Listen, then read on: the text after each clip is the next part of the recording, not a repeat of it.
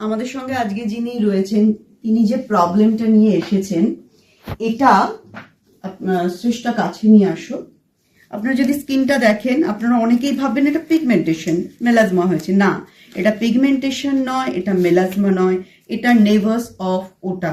Bluish grey একটা প্যাচ আমরা দেখতে পাই। সাধারণত কি হয়, ফেসের V1 এবং V2 এরিয়া ইফেক্ট করে, লাইফ লং থাকে ট্রিটমেন্ট না করালে। তো এখানে একটা ওয়ান অ্যান্ড অনলি সলিউশন যে এক্ষেত্রে আমরা লেজার করব এবং লেজারেই রেজাল্ট আসবে।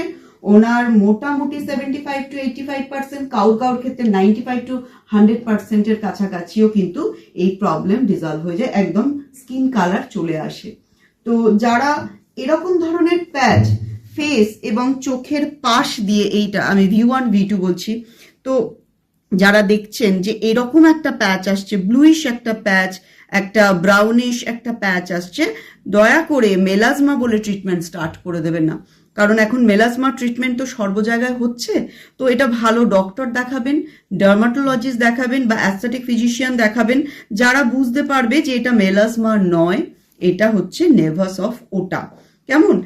আর আমরা স্টার্ট করছি ট্রিটমেন্ট। ওনার আজকে ফার্স্ট সেশন। তো সেশন যখন কমপ্লিট হয়ে যাবে, যখন দাগ একদম চলে যাবে, আমরা আবার তার ভিডিও এবং ফটো সেট করবো। পেশেন্ট ফেস দেখাতে অনিচ্ছুক, তাই জন্য শুধুমাত্র কনসার্নটা দেখালাম, যাতে আপনারা অন্তত এইটুখানি বোঝেন যে এটা নেভাস অফ ওটা। পিগমেন্টেশন বলে হাজারটা ট্রিটমেন্ট করবেন না, স্টেরয়েড ইউজ করবেন না এবং কনফিউজড হবেন না। Just go for doctor. Thank you.